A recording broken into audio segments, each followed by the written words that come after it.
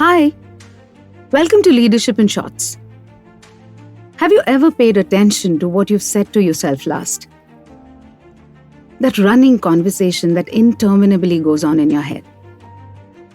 Or did you just ignore it, never thinking much about it? This internal chatter can either be cheerful and supportive or negative and self-defeating. We are at Studio Zankar today and we talk about this internal chatter called self-talk. I have with me Deepak Sathe, who's a curious learner, astute businessman, and an entrepreneur working out of Pune. Hello, Deepak. Hi, Mukta. Let's dive right into the subject today. Everyone knows that this is something happening inside their mind. But is it important to talk about self-talk? Well, of course it is. I actually recall during COVID days when the lockdown began, a lot of uncertainty loomed around us. If you remember, we were bombarded with news all over around us. And I chatted over Zoom and on calls with lots of people, my friends, acquaintances. And I could clearly see that there were people who had a very scary, negative self-talk with themselves. And there were these others who said that, oh, it's just another virus, it'll go away. Right. And what's this hoo-ha about it, So yes, we do say different things to ourselves first and then to others. And how we feel about ourselves, about the environment, about everything around us depends on what we say to ourselves. And when we say these things, we either worry or stress ourselves or we make ourselves happy and comfortable. So sometimes we accept our environments, sometimes we reject our environments, and that's how then we decide the future course.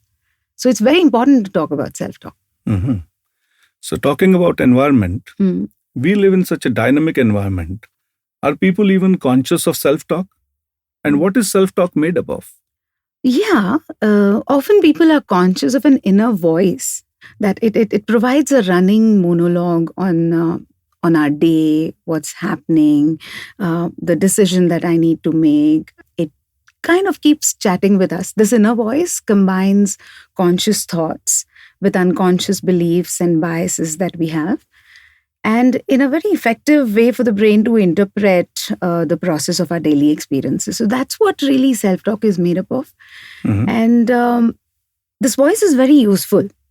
It's useful when it's positive, talking down fears, and it's enhancing our confidence. Right. But if you're prone to a very negative self-talk, however, and to sweeping assertions like, I can't do this thing right, I'm really dumb, I don't know what to do about this all the time, I'm not doing well, it could really harm us. And in subtle and not so subtle ways, it really affects my sense of self-worth, self-esteem, etc. So it really is a very, very important subject for us. Sometimes I catch myself thinking about the future or even something I'm going to do this evening. Sometimes I think about what happened at work, and if it hasn't gone well, I get into that same mood again. Is that an impact of self-talk too? Absolutely.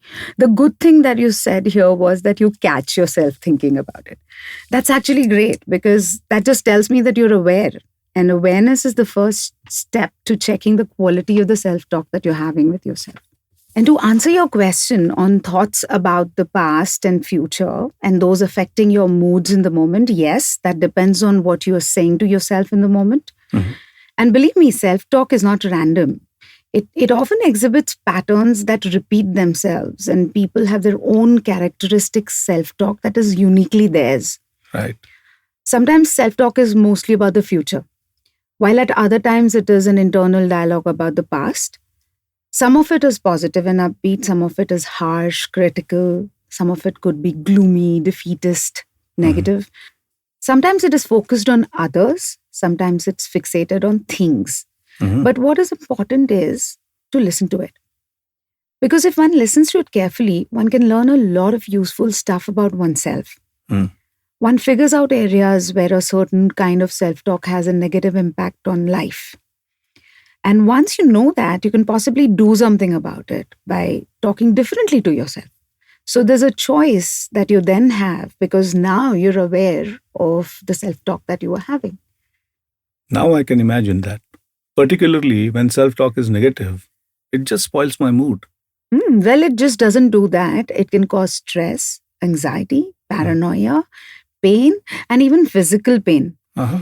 The problem is that negative self talk often does not reflect one's reality, but it can paralyze people into inaction and self absorption. So, people with depression and anxiety frequently experience destructive and dysfunctional self talk. The internal chatter they hear may be incessant and overly critical.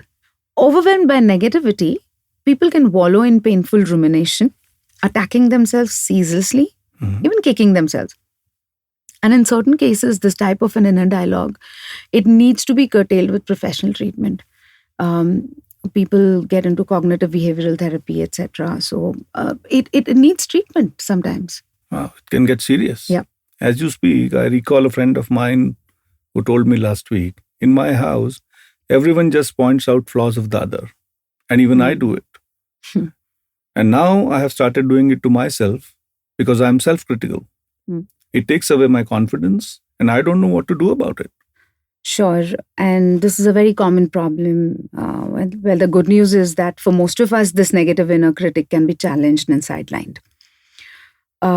It requires a process of first becoming consciously aware of its role. And that's the first step that one takes. Right. Simple and straightforward self-help techniques can be useful, such as practicing more constructive inner voices with creative or positive tones, addressing oneself in third person and talking to oneself, etc. Some of these techniques really help you get out of that inner criticism that you've been wallowing in. Yeah. And if I look at some research, it is found that using one's name instead of I during moments of having that inner dialogue can create a useful psychological distance from the self and its emotional intensity at the moment. And then it enables one to avoid rumination, and it helps one perform with greater perspective and confidence. Instead of then, when you say I, you're kind of blaming yourself. When you say, look, Mukta did this or Mukta did that, she creates a psychological distance while she's talking to herself. Right. And that's helpful. Yeah. It's indeed important to turn down the volume of this talk and also create a nurturing inner voice to take its place. And as a leader, when we talk about leadership, it's even more important for the leader to be conscious of their own self-talk and then also make their subordinates conscious of the talk that they are having with themselves. Because imperfection, if you focus on imperfections, it is absolutely human to be imperfect. So if you keep focusing on imperfections, when will you kind of go and try and be perfect? Right. Yeah. So in your coaching journey, have you had any such experience or a conversation where you observed that self-talk really helped someone? Oh, wow. That's a great question. And let me just take a very drastic experience to talk about here. So I've met and interviewed someone with experiences in prison. And the most critical thing that probably kept them going was hope and meaning, and probably the self-talk that this is not and definitely not the end for them. Right. So did they experience negative self-talk? Like, am I going to be stuck here for life? Am I doomed for life? Is my career over? Is my life over? Yes. And they also talked of times when they had a wish to kill themselves. So the person was feeling suicidal. And that thought did cross their mind, but then the narrative that they consciously probably reprogrammed their mind with was that this will change. This will change for me. This is not it. Yeah. And eventually things did change for them for the better. And now they are rehabilitating. So harsh experiences can be trying, but what you tell yourself while you're in that mess is the thing that decides your next course, really. Right. I also want to refer to an amazing book by Viktor Frankl that we read in college. And I reread it again while I was thinking about self-talk. So Viktor Frankl wrote this book called Man's Search for Meaning. And he talks about some experiences in a Nazi concentration camp and the survivors from there in this book, he talks about the power to choose that we human beings have. Even when everything seems out of control or hopelessness looms, we can choose our attitude. And thereby we can establish meaning in every situation, even when things seem to be in despair. So Frankl says that everything can be taken away from a man, but the last one thing, or the last of human freedoms, to choose one's attitude or one's own way in a given set of circumstances, cannot be taken away from him. Right. Absolutely. In a VUCA environment, as we call it, negative self-talk is like a double whammy, isn't it? But it's positive self-talk also unreal sometimes? So when I say positive self-talk, I don't really mean false optimism or delusion.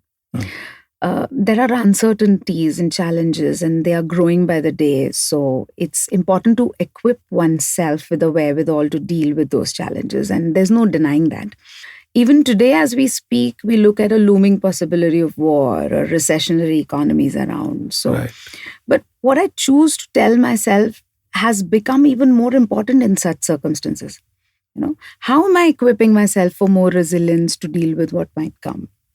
I need to speak with myself objectively about what might be a good rational response to my environment, my work, the people who work with me, my teams, and yet have the empathy for self and others around me, because they are really going through a difficult period or a difficult time. And as a leader, I definitely can't afford to have negative self-talk, because it directly impacts what I say to others, my team members, unless, of course, I'm manipulative. So my outlook impacts my teams. It impacts people around me. And so I most definitely need to have that awareness and have a look at the quality of my self-talk. Absolutely.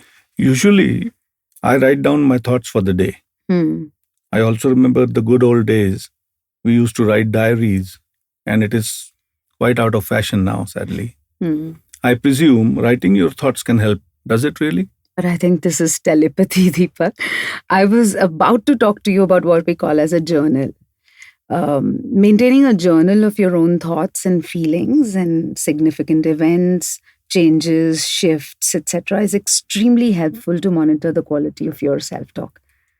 I actually created one for our clients, friends, and people I know, and I call it Soliloquy. Soliloquy? That's a lovely name. Reminded me of Shakespeare, to be or not to be. Perfect. That's a metaphor I've used from theater to create this journal.